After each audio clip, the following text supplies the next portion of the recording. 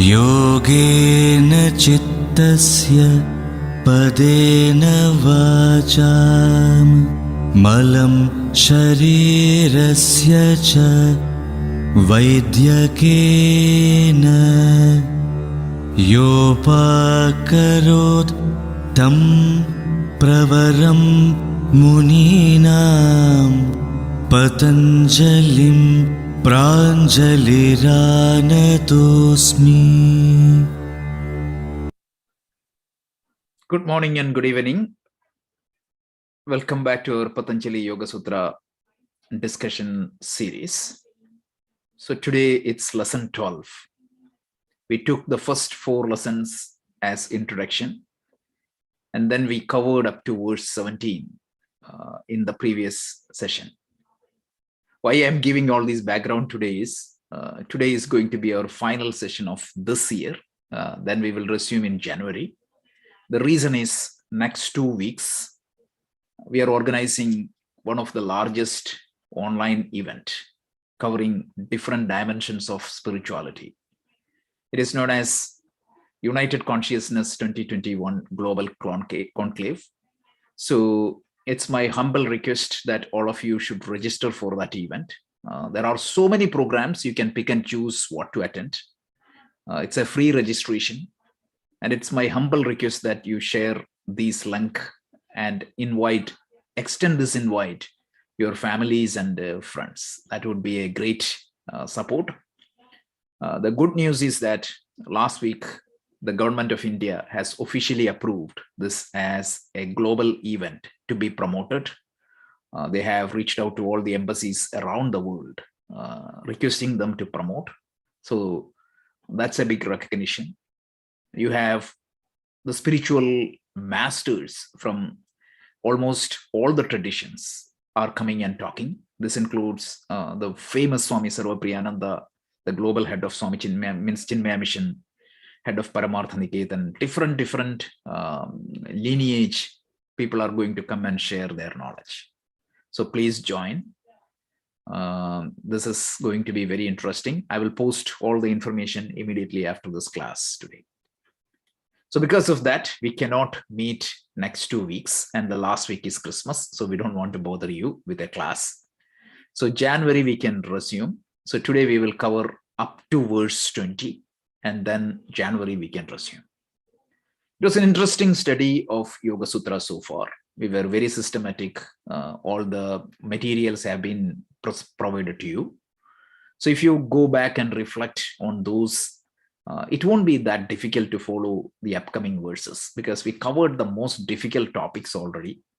If you have that stronger foundation, it won't be hard going forward. So having said that, let's go to where we are. So you can see we were on the Samathi Pada. So the topic we were covering was different types of Samathis. What is Samprajñāta Samadhi and what is Asamprajñāta Samadhi? So we started these discussions by giving the statement of intent. This yoga is not an original teaching created by Patanjali. It is the same ancient Vedic knowledge which was reintroduced in a systematic fashion to all the committed students by Patanjali. So that was made very clear. And immediately he defined what is yoga. Yoga is defined as the mastery over all the mental modifications. That is probably the best definition of yoga. And different dimensions of this definition is there. And at the highest end of the Chittavritti Nirodha, you will be able to see who you are.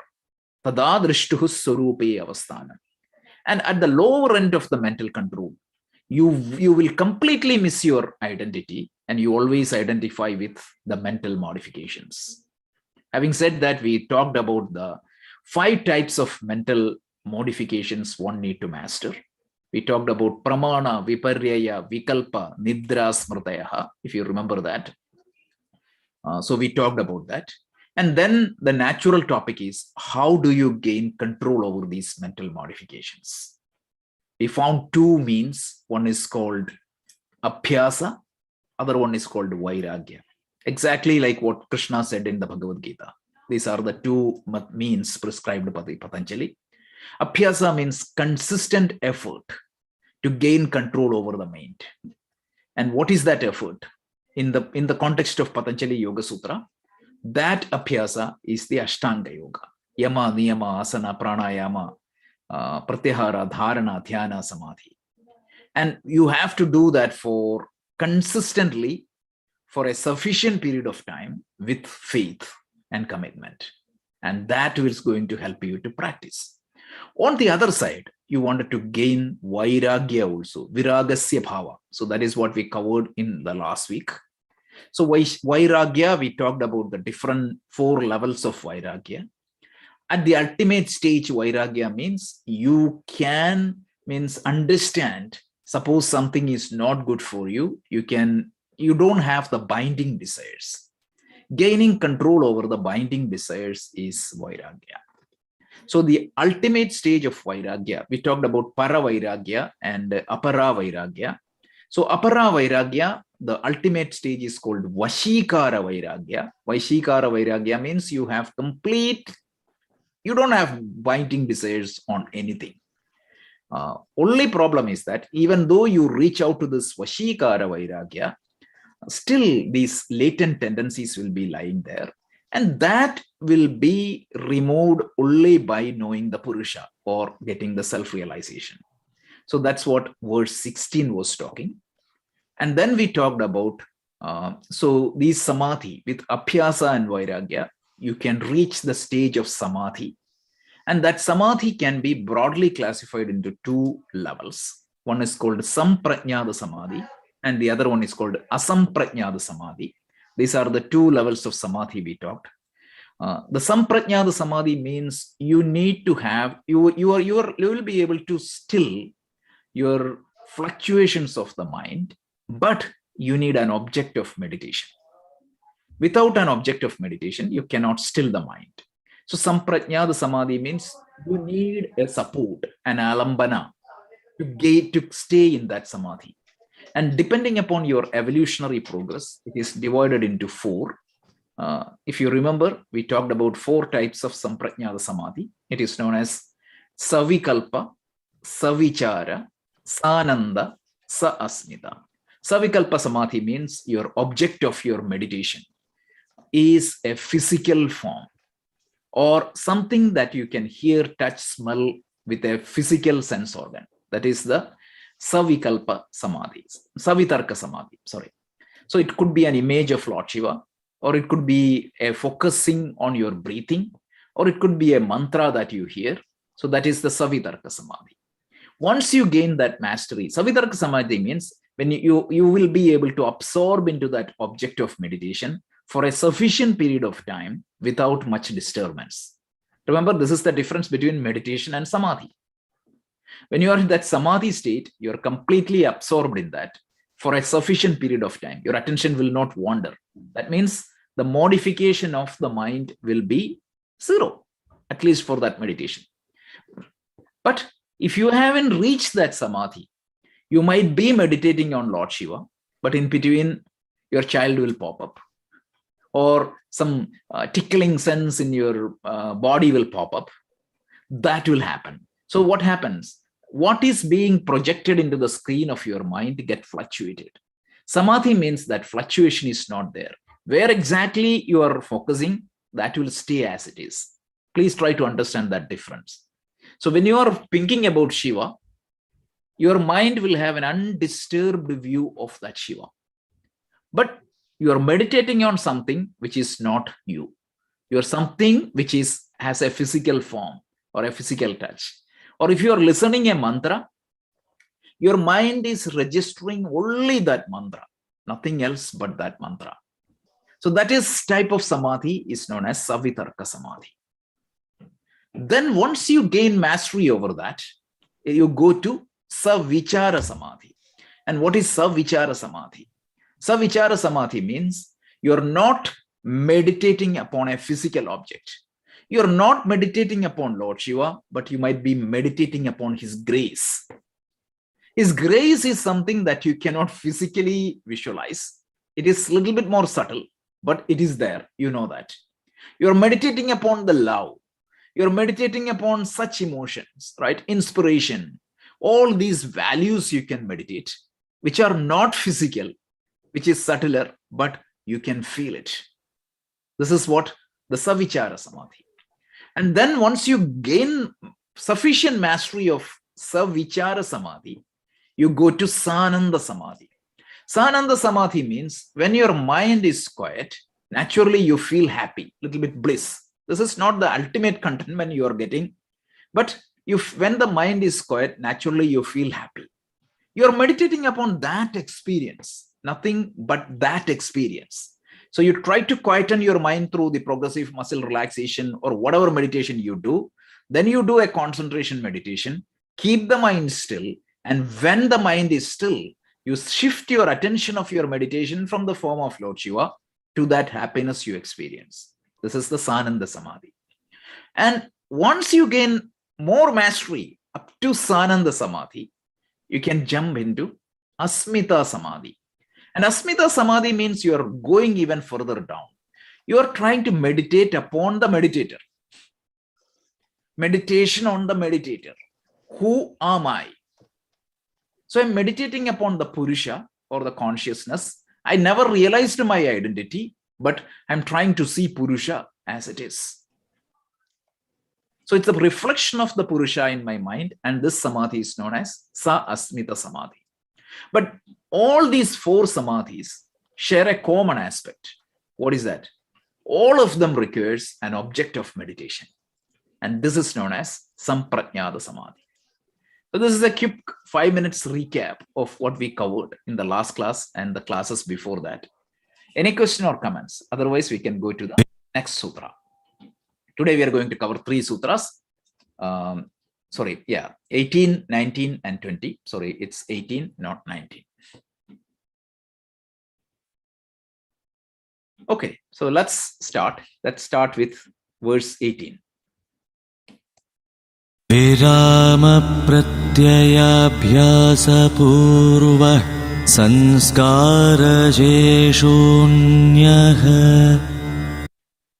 Virama pratyayabhyasa purva samskara sheshunyaha. So this is what Asamprajnata Samadhi is explained. Because if you look at the Yoga Sutra, you see that sequence very well defined. So here, whatever we have explained so far is Asamprajnata Samadhi. And now we are moving into the next stage of Samadhi. So please keep grounded on the fact that the Samadhi can be divided into 2 on a high level, which is Samprajnata Samadhi and Asamprajnata Samadhi. And Samprajnata Samadhi is a Samadhi where you need an object of meditation and you're gaining or you're absorbing into something on that object. It could be a physical object. It could be a subtle object. It could be the happiness in you, or it could be the you individuality. But nevertheless, there is an object to be meditated. But once you gain more control of that, the next stage is you don't have an object of meditation. The mind is completely still, but there is no object. Literally, you are stilling the mind with, there is absolutely no thought in the mind. This is one of the highest form of meditation. See what happens. So imagine the example we have talked earlier. You are looking at a crystal, and usually that crystal has different colors. So usually what happens, this color keep on changing. Think about the movie screen.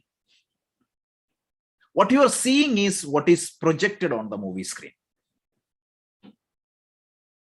Imagine your mind as a screen where things are projected. Right now, you're listening to Yoga Sutra class. But in between, what happens? Some other thoughts comes to your mind. After the class, what lunch I'm going to eat? What am I going to work tomorrow? I do have a financial problem. What am I going to do? I do have a personal problem. What am I going to do? Without my permission, these other thoughts comes to my mind, or these other feeds comes to my mind. This is the usual practice of any individual. What is being projected on the screen of the mind, typically I do not have any control. In the case of Samprajñāta Samadhi, what I'm going to project is, I'm going to decide for the next 15 minutes, I'm going to project only Lord Shiva.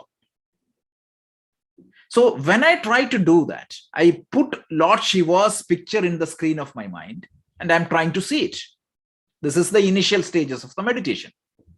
So Lord Shiva will appear, but in a second, what happens? Lord Shiva will disappear and the feeling of a pain will appear.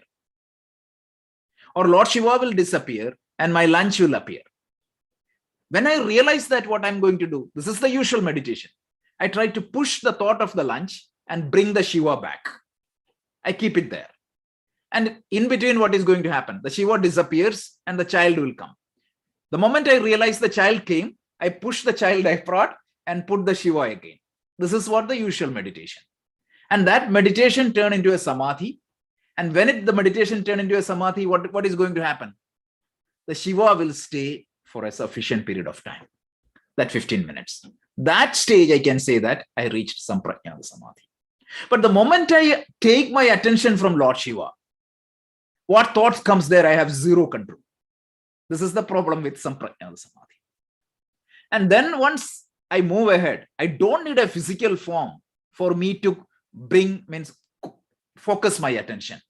I can use a subtle form. I can use Ananda. I can use Asmita. So these different forms can be used, or support can be used to keep my attention. But once I progress further, what I'm trying to do is I'm going to keep the screen blank. I'm going to keep the screen completely blank. So I have the ability to keep the screen of my mind without any thought for a sufficient period of time. That stage, I can say that I achieved Asamprajñāta Samadhi. So Asamprajñāta Samadhi, the difference is Samprajñāta Samadhi, I get an absorption, meditative absorption, with the help of a support. And that support could be Shiva, support could be the attention on my body, support could be attention on my breathing, support could be attention of a feeling, support could be attention of the Ananda or Asmita, but I need a support. The difference is the support can be considered like a training wheel of your bicycle. Of course, you can balance when the training wheel is there. After some time, you can take the training wheel out, you can still stay there. So without any support, can I keep mind empty for a period of time? Can I be absorbed in that state? And that state, which is not taught in any of the meditation classes you go, that is the highest type of Samadhi, which is called Asamprajñāta Samadhi. So the Asamprajñāta Samadhi has no object or a tool required to get absorbed. So the mind is empty. What remains is only your latent impressions. Of course, your unconscious mind has your impressions, but at the period of meditation, you don't need anything. So here Patanjali tells, Virama Pratyayabhyasa. The other means Purva Samskara Shesho Anyaha. So far he was talking about Samprajñāta Samadhi. Now he tells the Anyaha, other than Samprajñāta Samadhi, there is a Samadhi. And interestingly, Patanjali never used the word Asamprajñāta Samadhi. He said Samprajñāta Samadhi and other type of Samadhi. It's only the commentators who made the other name called Asamprajñāta Samadhi. So he said, other than Samprajñāta Samadhi, if you want to go beyond Samprajñāta Samadhi, he just said a complement. And then a complement was named as Asamprajñāta Samadhi by all the subsequent commentators. Just Those who are interested in the specifics, just note that down. So he said, Anyaha. Anyaha here means other type of Samadhi, which is known as Asamprajnata Samadhi by the commentators. What is that? It is the Virama. It is the stoppage. Virama Pratyaya. So Pratyaya means it is caused by. So it is the other type of Samadhi is caused by stopping. What? With consistent practice. Abhyasa Purva. So you do stop all the thoughts in your mind. Remember, Samprajnata Samadhi, you had the image of Lord Shiva. Even that image is dropped. There is nothing in the mind. So the mind is completely empty. And wherein, what remains? There is no thoughts in the mind. The mind is completely empty. So what remains is Purva Samskara Sheshaha. Only thing remains is only the latent impression, which is in your unconscious mind. So the mind is completely empty. You know that it is screen, blank screen. And what is projected in that blank screen when there is no film? Light. So you get an opportunity to see that what is playing on the screen so far is not people, but the reality is the light. When there is a film, you don't recognize the light. You think that a hero jumped in, a villain jumped in, a car came in, etc. So this is an opportunity. Purusha, who is the real seer, it sees itself. Because there is nothing else to experience. When there is something else to experience, Purusha cannot see itself. Sometimes the attention won't be there. So this is the approach of the Patanjali Yoga. So you remove every other experience and you make the Purusha to experience itself. And that is the logic here. And that is the Asamprajnata Samadhi. Once again, Virama Pratyaya Bhyasa Purva Samskara Sheshunya. So let's see a little bit. Viram. So Asamprajnata Samadhi is explained. So far we explained the 4 stages of Samadhi. Asamprajnata Samadhi is not dependent upon any of the mental stages. It is beyond words, beyond thoughts. It is Samadhi without any support. That is how you should see that. The vrittis of the mind exist only in the potential form. There is no vrittis, only in the latent impressions. The Purusha has no other object to illuminate or aware of. Naturally, the Purusha will become aware of itself. So this is the state where the awareness of Purusha is no longer aware of any external entity. So you can see that usually what happens, this mind will have something projected, and that is what the Purusha is seeing. But when you reach this Asamprajnata Samadhi, there is nothing else for the Purusha to see, and the Purusha will see itself. Mind you, this is the most highest principles of yoga. So if you have any doubts, we can even talk during our question answer session, but this is the ultimate. So moving down further.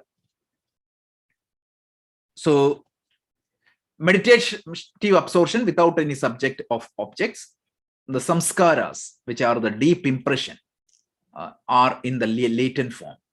They are not active. They are not active in the mind.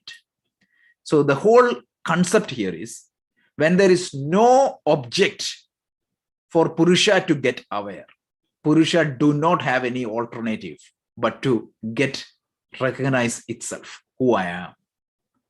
But mind you, that is the highest question you are inquiring.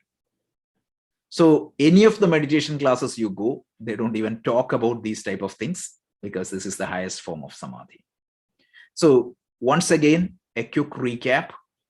The 2 types of Samadhi, one is Samprajnata and the other by Patanjali, and the other is known as Asamprajnata Samadhi. And Samprajnata Samadhi, you need an object of meditation. That is where you get absorption. And with sufficient practice, you don't need even an object of meditation. It's objectless meditation, and you get absorbed and you will recognize yourself. This is Asamprajnata Samadhi. We are going to talk about this more in the upcoming sutras, but this is just an introduction. Any questions, quick questions? I know that this is a very complicated topic. So any immediate question, we can talk now, and then we can talk later when we go to the Q&A.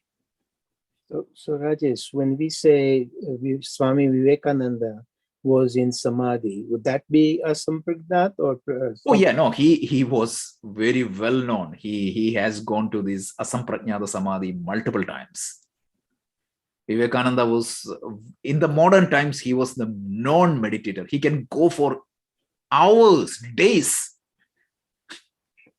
Last week I mentioned, right? We talked about his Western disciples' experience with him. He could just go to that stage, absolutely stay like a rock for days.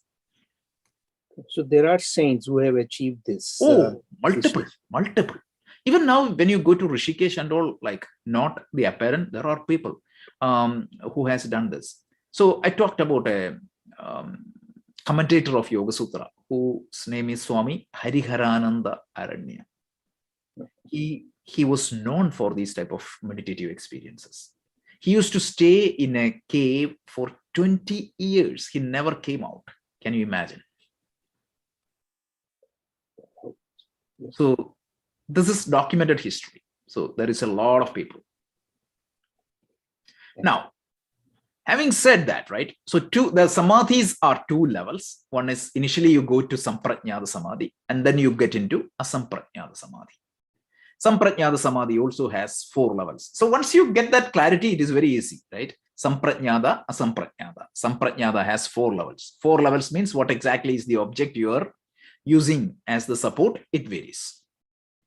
Now, as a practitioner, where am I standing? By birth, should I go to this, should I practice the meditation and get into Samprajnata Samadhi? Or is there any exception? Some people are born with this, they can go to this Samadhi easily. Those who studied Bhagavad Gita chapter 8, we had that intense discussion that is being called out. So Patanjali tells there is one exception. There are certain people who are born into this Samprajnata Samadhi. By birth itself, they can easily. They are natural meditators. Some people you need to practice. So now he is going to, in the next 2 sutras, he is going to categorize these practitioners into 2 buckets. One set of practitioners, they are born with an evolved mind. That people can get into the Samprajnata Samadhi, not into a Samprajnata Samadhi. Samprajnata Samadhi very easily. They are natural meditators. And other people, like us, we need to practice more. So these 2 categories are introduced in the next 2 verses. The exceptional people who are programmed into this Samadhi, the lucky ones who are born with a lot of good samskaras, and the other one is people like us who need to do practices. So let's try to understand that.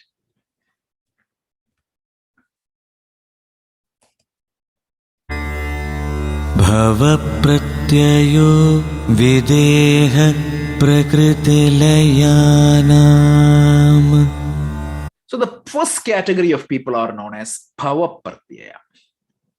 Bhava Pratyaya, and the other one is known as Upaya Pratyaya. So we all fall into that category called Upaya Pratyaya, but the lucky one or the exceptions, people who got the exception are known as Bhava Pratyaya. So he tells Bhava Pratyaya. Bhava means coming into the world. Pratyaya means it is the means or the cause. How? Videha and Prakritilaya. So he introduces 2 categories of people. The first category is known as Videha. Second category is known as Prakritilaya. So Videha means, let's say that, see, the whole idea is, the earth is, this is a matter of faith. You cannot prove it or disprove it. You believe in law of karma. Law of karma tells that your subtle body, right? That is because of its karma, it gets born into this world.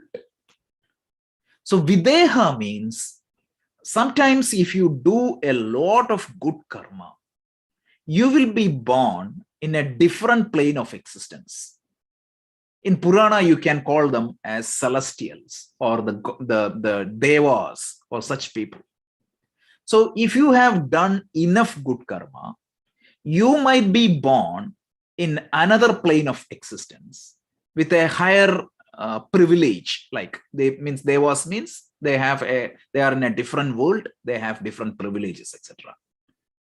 They are known as videhas. So the people who have attained some higher levels because of the good karmas they have done in the past. But even if you accept the presence of devas or the people who are evolved in the high plane, when their punya exhausts, they will have to come back to this earth. But since they have evolved so much in the past, when they come back, their mind is naturally tuned to this meditation. So the first exception is given to this videhas. The videhas means the people who exist in a higher plane. And when for them, their next stage of evolution, they will come back to our plane of existence and they will continue their practice where they left.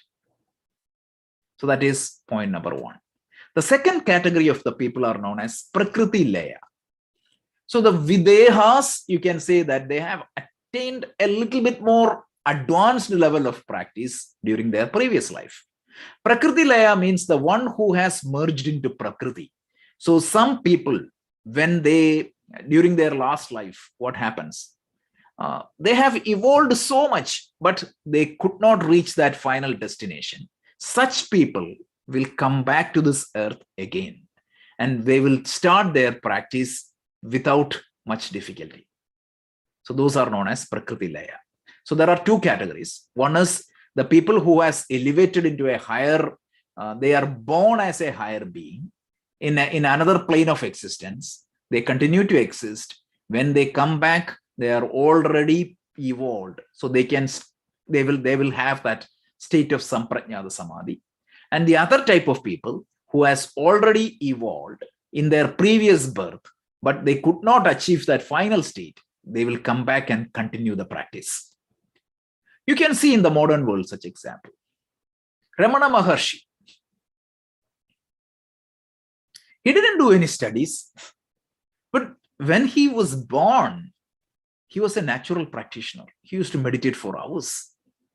Ramakrishna Paramahamsa, all such masters you can see, they came to this world with that good karma, and naturally they are already in that state of Samprajnata Samadhi. So it was much easier for them to evolve easily. So let me just give you a little bit more background on this. If you want a little bit details on this particular topic, this is only a matter of faith. You can choose to believe, you can not choose to believe. That is not going to affect our practice at all. But Patanjali was just saying that, just for the completeness of the subject, he said, just took one sutra and just explained. Yes, everybody don't have to practice and reach Samprajnata Samadhi. Some people, by birth, they get into the Samprajnata Samadhi. How? It is not that God has blessed them with Samprajnata Samadhi because God felt that, okay, these 5 people are nice, I love them, so I'm going to give them. No, God is never partial. They have done in the past. They have done in the past, work in the past. So based upon my karma in this current world, I can be, after death, there are 2 possibilities. One is I can go and born in a higher plane of existence, and such people are known as videhas. And sometimes what happens, I'll come back to earth immediately, but I come back with that good karma. They are known as Prakriti Layas. In the 6th chapter of the Bhagavad Gita, Arjuna asked this question to Krishna. Immediately after the same topic, after Abhyasa and Vairagya, Arjuna asked this question to Krishna. Arjuna said like, okay, Krishna, you asked me to do Karma Yoga, you asked me to do Upasana Yoga. I'm spending my whole life practicing this, hoping that I would get the self-realization or understanding of the absolute reality. But imagine, suppose I could not finish my practice. I was getting closer to the finish line. What is going to happen in the next birth? Am I supposed to restart the whole thing? Krishna said, no, you don't have to worry. I'm going to give you an assurance. If you have done enough, nothing will go waste. So you can come back and restart your practice here. And those who are technically more interested, just one more statement about the law of karma. So the law of karma tells me that I am born. I take a particular birth because of my karma. So what happens is, at the end of my life, when I die, what is going to happen? What is going to determine by next birth? The scripture tells me that this is again a matter of belief. You cannot prove or disprove. The scriptures tells me that there is a pool of karma. All the karmas I have accumulated in the past, it is stored somewhere. It is known as Sanchita karma. Out of that Sanchita karma, right? The Sanchita karma is the aggregation of all the unexhausted karmas I have done in my past. All the multiple lifetime, whatever karmas I have done, whatever that is not exhausted, it is stored. It is known as Sanchita karma. So these Sanchita karma, what is going to happen? A subset of that will be pulled out, and that is known as prarabdha karma. And that prarabdha karma is going to determine my birth, next birth. So let's say that the pool of Sanchita karma has 100 karmas. Out of that, let's say that 10 karmas are pulled out. That is going to determine my prarabdha karma. So let's say that even if whatever I do this time, it's only a factor of the overall karma. So the next birth normally may not be determined by what I have done in this birth. Because remember, it goes to that larger pool, from that it will be pulled down.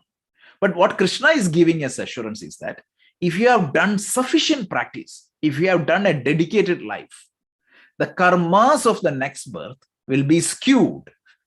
It will have the karmas you have done in this life will have more weightage in your prarabdha. That is going to drive your current practice more and take you to the higher. So very similar topic is presented by Patanjali. Patanjali said that some people, when they are born, they are going to be in the Samprajnata Samadhi. The reason is they will be either Prakriti Laya or what do you call the Videhas. Videhas are the higher being. Prakriti Layas are the subtle soul. That's what it is. So the Videhas are the disembodied ones who have attained the higher levels. In Puranic literature, you can call them as Devas. Prakriti Layas who have merged into the Prakriti, meaning as the subtle body, they will come back. They still have to come back because they have not rejected the notion of with their body, means they may be identifying there with their subtle body, but they have to come back. But when they come back, their good samskaras is going to put them into the Samprajnata Samadhi. Any questions? I know that this is a matter of belief, but just understand this as an exception in the whole equation. Exception is not without fair, right? I didn't say that the 10th person is going to get into Samprajnata Samadhi. It is purely based on the karmas they have done in the past. Any comments? Yeah, Rajesh. Yes, in Gita, I mean, Videhas come back and then continue from where they are. But in Gita, in chapter 7, I think, we also learned that there's a group of people who go to this plane where they continue their education and then get the Jivan Mukti. Correct. That's Krama Mukti. That is also for these Videhas. So what happens is, if you extract that, that's also is part of the Videhas here. So this Videhas, if you go to that level, they go to Brahmaloka, and there they can continue this practice. They don't have to even come back to earth. But the point is that they need to continue this practice. They are already in that stage of Samadhi. So pretty much similar idea. Okay, thanks. It's chapter 8. Chapter 8 of Gita. Any other comments? Any other questions? But practically speaking, this is not a route we want to follow, right? We know that we don't have even the meditative absorption right now. I know for myself. It took years for me to gain focus for minutes. I had to start with the progressive muscle relaxation. I have to do all these things. And then after a lot of struggle, I can get a few minutes. That's what my stage is. So like that means I'm not going into that exception category. 99.99% of the people are in the other category. First, they have to work towards the Samprajnata Samadhi and then towards the Asamprajnata Samadhi. The lucky ones are those who are already got into this Asamprajnata Samadhi, Samprajnata Samadhi. They just need to work towards the Asamprajnata Samadhi. So for the other people, Patanjali lays out systematic approach. What are all the different stages they need to go through? So let's listen to the sutra. Shraddha Virya Smriti Samadhi Prajna Purvaka Itaresham. Beautiful. So Itaresham, again he talks about the other people. Itaresham means, Itara means others. For others, who are the others represented here? Because the previous words talk about two people, right? The Videhas and the Prakriti Layas, the advanced practitioners. Then when you talk about the others here means what? Everybody else. People like us. So for others, Itaresham, what is going to happen? It is Purvaka.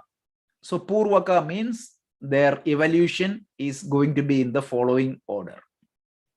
First, you need to start with Shraddha. Shraddha means faith. We'll talk about each one of this later.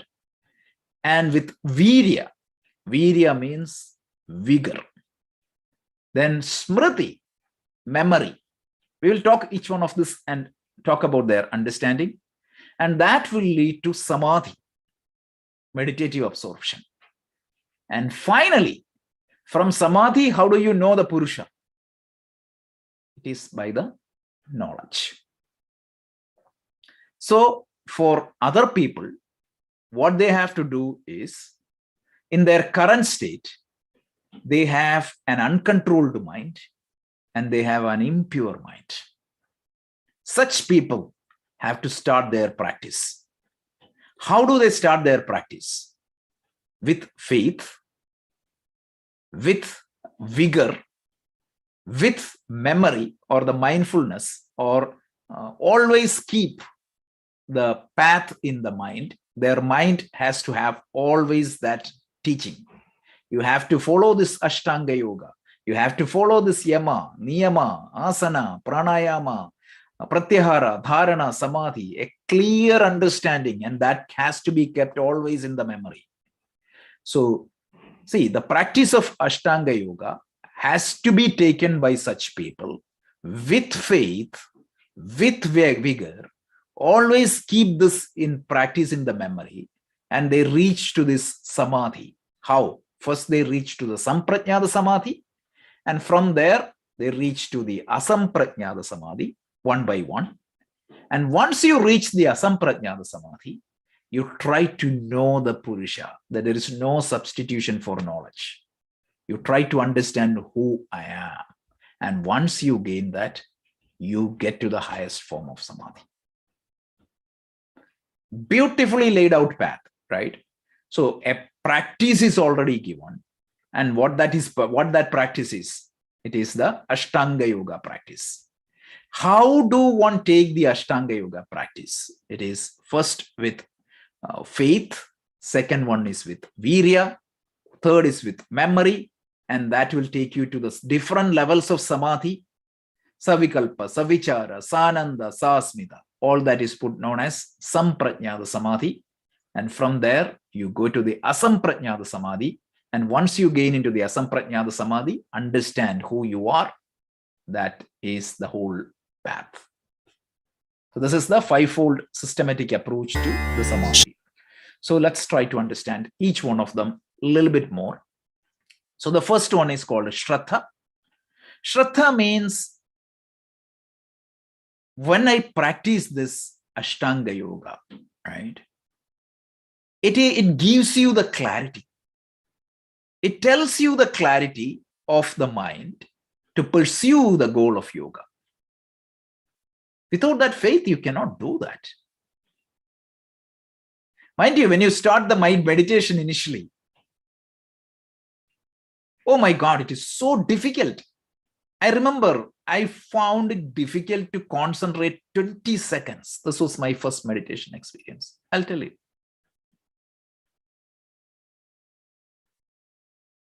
So if you don't have faith, you cannot go further. So it is the faith. Shraddha means, traditionally it is defined as the faith in the words of the scriptures and the masters. So in Ashtanga Yoga, the scriptures, Yoga Sutra, has given us this practice. Yama, Niyama, Asana, Pranayama, Dharana, Samadhi, that eightfold practice is already given. Without me, if I think that, okay, this is not going to take me anywhere, I cannot do the practice. So that is the faith you are talking. Again, it is not the blind faith. It is not that you should believe this person and just by blindly believing this person, I'm going to go to heaven. That is not what is being asked. It is a verifiable truth. It's not a non-verifiable belief, right? Faith is like a hypothesis you can think about. A scientist cannot discover anything without making a hypothesis. It's only that much. It should not be a blind faith, but you're giving the benefit of doubt to the teachers and the scriptures. And I'm putting practice so that I can experience it. So this is what Shraddha. So Vyasa, the commentator of the Yoga Sutra, tells us that this faith is like a loving mother. A loving mother protects the child from falling down and every pains of their childhood.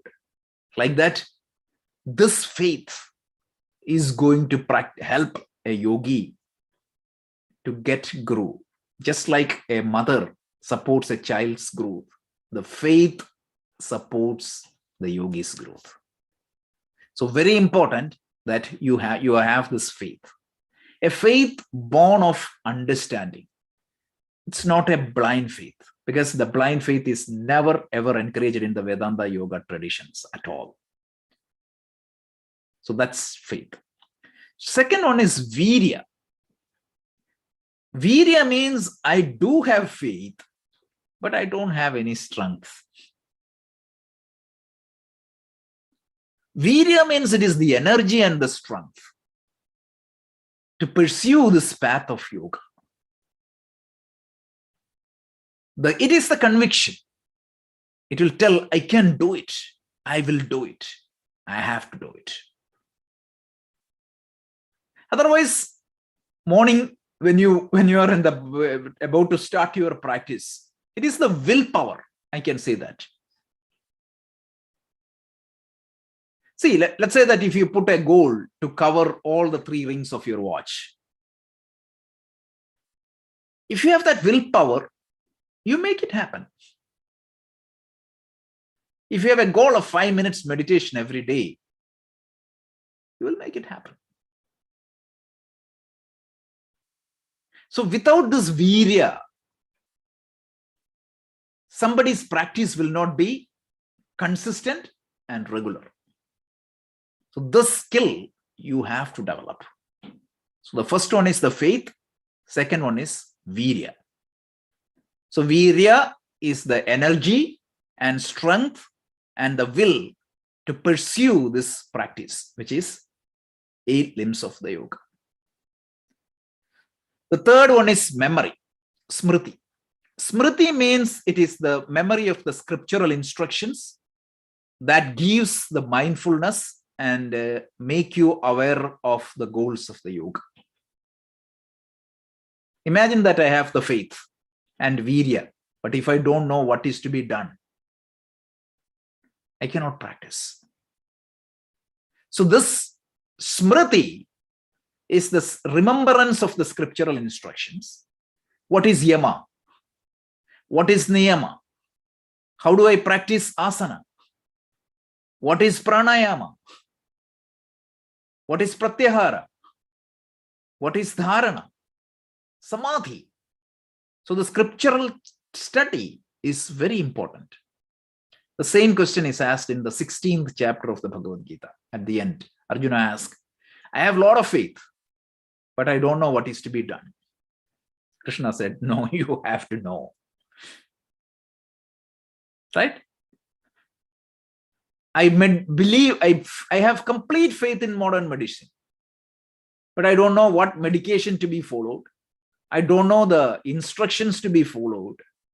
It won't work.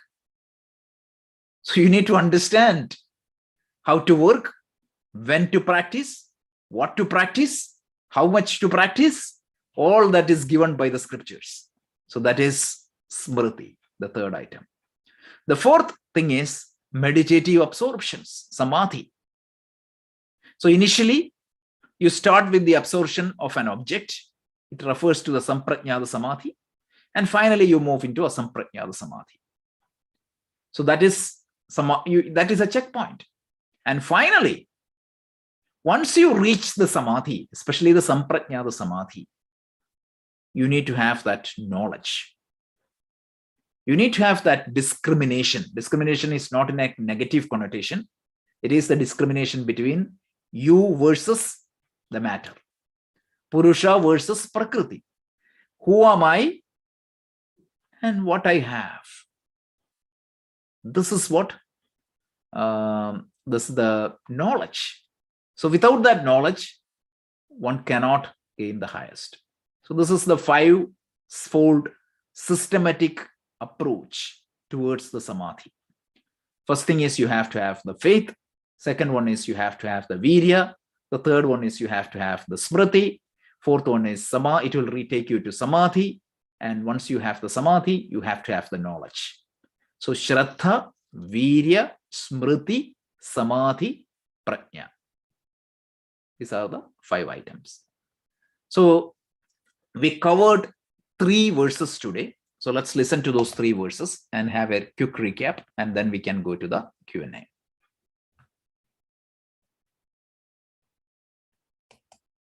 Virama pratyayabhyasapurvah sanskarajeshunyah bhava pratyayo videha prakritilayanam Shraddha Virya Smriti Samadhi Pragyapurvaka Itaresham. So 3 verses. So we started by defining what is Samprajñāta Samadhi. Asamprajñāta Samadhi, because last week we talked about the Samprajñāta Samadhi. Samprajñāta Samadhi we defined as the meditative absorption with the support of an object. The level of Samprajñāta Samadhi is determined by the type of the object used for the meditation.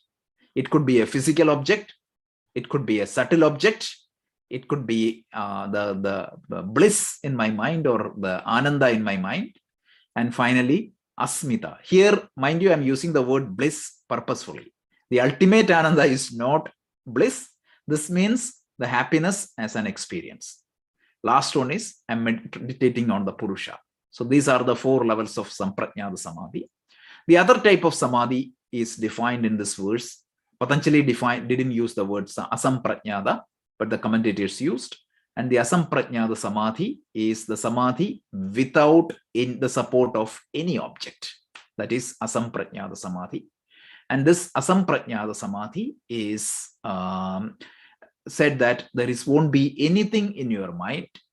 You are seizing all the thoughts of your mind through the practice by Virama Pratyaya, and that gives you the highest form of Samadhi. And then we talked about 2 types of practitioners. One type of practitioners at birth, they really get into this Samprajnata Samadhi very easily. So those 2 categories are called Videhas and Prakritilaya. One is the celestial being or the being in the higher plane. They got into that state because of their karma. And when they come back with that matured mind. And the second one is Prakritilayas, meaning you in this life, you have done a lot of practice. So naturally, you will be coming back with a matured or evolved mind. And then finally, we talked about for the other people who do not come back with that great positive karma and getting into the Samprajnata Samadhi, you have to work towards Samprajnata Samadhi first. And from there, you need to go further. And how do you work? A beautiful path is laid out. You start with faith in the words of scriptures and masters. And then you start with Virya. You have to have that energy and vigor to continue your practice. And then finally, we said that is going to take them to memory, because you need to know what is the instructions given by the scriptures. And that will take you to Samadhi, initially the Samprajnata that followed the Asamprajnata. And from there, you need to have knowledge about the self. And that is going to take you to the highest form of the goal of yoga. This is a quick recap of what we covered. So let's do the closing prayer, and then we can go to the Q&A.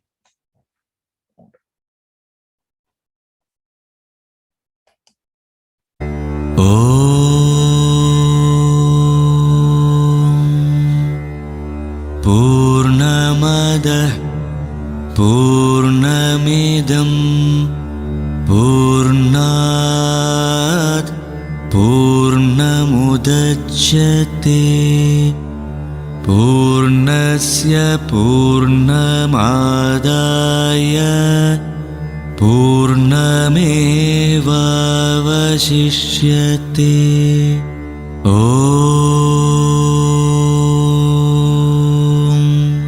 Shanti, Shanti, Shanti.